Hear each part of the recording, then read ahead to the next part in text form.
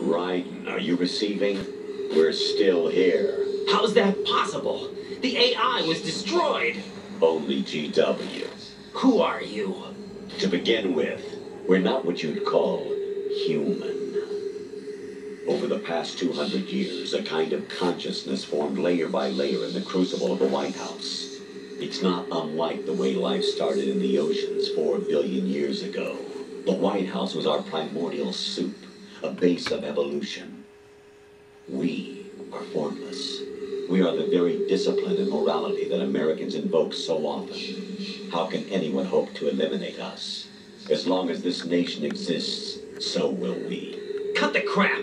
If you're immortal, why would you take away individual freedoms and censor the net? Jack, don't be silly. Don't you know that our plans have your interests, not ours, in mind? What? Jack, listen carefully, like a good boy. The mapping of the human genome was completed early this century. As a result, the evolutionary log of the human race lay open to us. We started with genetic engineering, and in the end, we succeeded in digitizing life itself. But there are things not covered by genetic information. What do you mean? Human memories, ideas, culture, history. Genes don't contain any record of human history. Is it something that should not be passed on? Should that information be left at the mercy of nature? We've always kept records of our lives, through words, pictures, symbols, from tablets to books. But not all the information was inherited by later generations. A small percentage of the whole was selected and processed, then passed on. Not unlike genes, really. That's what history is, Jack. But in the current digitized world, trivial information is accumulating every second, preserved in all its triteness, never fading, always accessible. Rumors about petty issues, misinterpretations, slander. All this junk data, preserved in an unfiltered state, growing at an alarming rate. It will only slow down social progress, reduce the rate of evolution. Right. You seem to think that our plan is one of censorship. Are you telling me it's not? You're being silly. What we propose to do is not to control content, but to create context. Create context? The digital society furthers human flaws and selectively rewards development of convenient half-truths. Just look at the strange juxtapositions of morality around you. Billions spent on new weapons in order to humanely murder other humans. Rights of criminals are given more respect than the privacy of their victims. Although there are people suffering in poverty, huge donations are made to protect endangered species.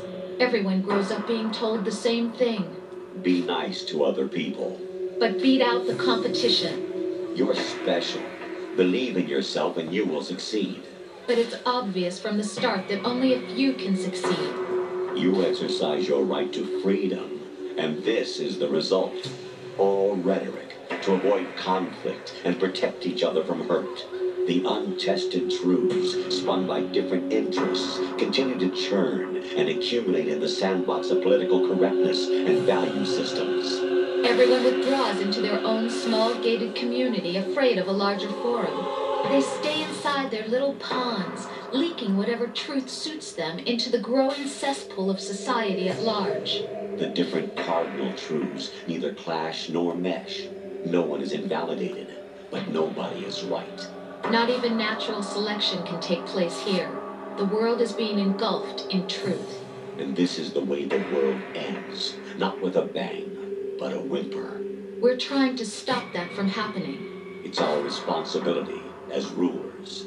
Just as in genetics, unnecessary information and memory must be filtered out to stimulate the evolution of the species. And you think you're qualified to decide what's necessary and not?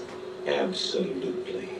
Who else could wade through the sea of garbage you people produce, retrieve valuable truths, and even interpret their meaning for later generations? That's what it means to create context. I'll decide for myself what to believe and what to pass on.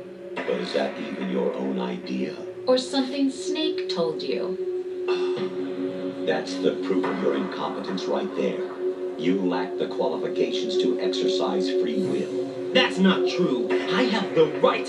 Does something like a self exist inside of you? That which you call self serves as nothing more than a mask to cover your own being. In this era of ready-made truths, self is just something used to preserve those positive emotions that you occasionally feel. Another possibility is that self is a concept you conveniently borrowed under the logic that would endow you with some sense of strength. That's crap! Is it? Would you prefer that someone else tell you? All right then. Explain it to him. Jack, you're simply the best, and you got there all by yourself. Oh, what happened? Do you feel lost? Why not try a bit of soul searching? Don't think you'll find anything, though. Ironic that although self is something that you yourself fashioned, every time something goes wrong, you turn around and place the blame on something else. It's not my fault. It's not your fault. In denial, you simply resort to looking for another, more convenient truth in order to make yourself feel better.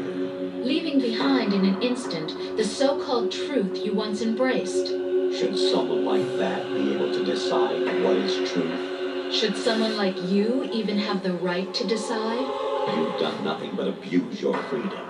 You don't deserve to be free. We're not the ones smothering the world. You are. The individual is supposed to be weak, but far from powerless. A single person has the potential to ruin the world. And the age of digitized communication has given even more power to the individual. Too much power for an immature species. Building a legacy involves figuring out what is wanted and what needs to be done for that goal. All this you used to struggle with. Now we think for you. We are your guardians, after all. You want to control human thought? Human behavior? Of course. Anything can be quantified nowadays. That's what this exercise was designed to prove. You fell in love with me just as you were meant to, after all. Isn't that right, Jack? Ocelot was not told the whole truth, to say the least. We rule an entire nation. Of what interest would a single soldier, no matter how able, be to us? The S3 plan does not stand for solid snake simulation. What it does stand for is selection for societal sanity. The S3 is a system for controlling human will and consciousness. S3 is not you, a soldier trained in the image of Solid Snake. It is a method, a protocol that created a circumstance that made you what you are. So you see, we're the S3, not you.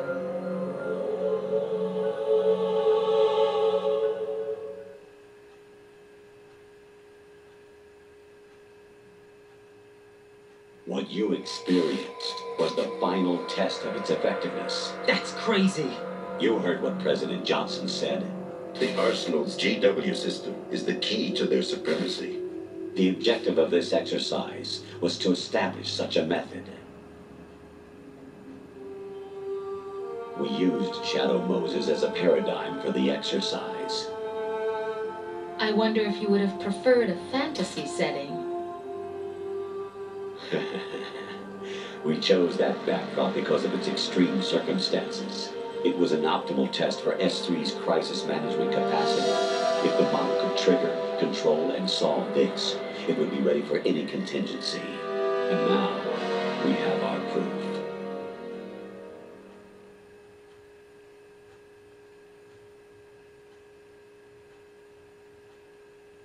Raiden, there are also reasons behind your selection. Solidus raised plenty of other child soldiers. Do you know why we chose you over them? It was because you were the only one who refused to acknowledge the past. All the others remember what they were and pay for it daily. But you turn your back on everything you don't like. You do whatever you like, see only the things you like, and for yourself alone. Yes, Rose can attest to that. You refused to see me for what I was. I lied to you, but I wanted to be caught. You pretended to be understanding, to be a gentleman. You never made a conscious attempt to reach out to me.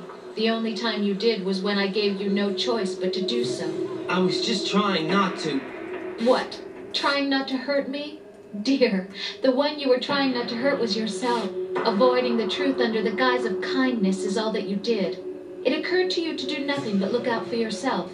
Even if you claim that it was for my sake, that feeling was nowhere to be seen. In the end, everything was for your sake. I was never part of the picture. Exactly right. So you see, you're a perfect representative of the masses we need to protect. This is why we chose you. You accepted the fiction we've provided, obeyed our orders, and did everything you were told to. The exercise is a resounding success. Didn't I tell you that GW was still incomplete? But not anymore, thanks to you. Your persona, experiences, triumphs, and defeats are nothing but byproducts. The real objective was ensuring that we could generate and manipulate them. It's taken a lot of time and money, but it was well worth it considering the results. I think that's enough talk. It's time for the final exercise. Raiden, take Solidus down. Think again. I'm through doing what I'm told. Oh, really? Aren't you forgetting something? If you die, my child dies. The termination of vital signals from your nanomachines means the death of Olga's child. Not to mention the death of Rose. She's wired the same way. Rose, does she actually exist? Of course I do, Jack. You have to believe me. Damn! It will be a fight to the death. Solidus at least wants you dead. We will collect the necessary data from this last fight. Then we'll consider the exercise closed. So, Jack the Ripper, will it be Solidus, the Patriot's creation, or you, Solidus's creation? Our beloved monsters, enjoy yourselves.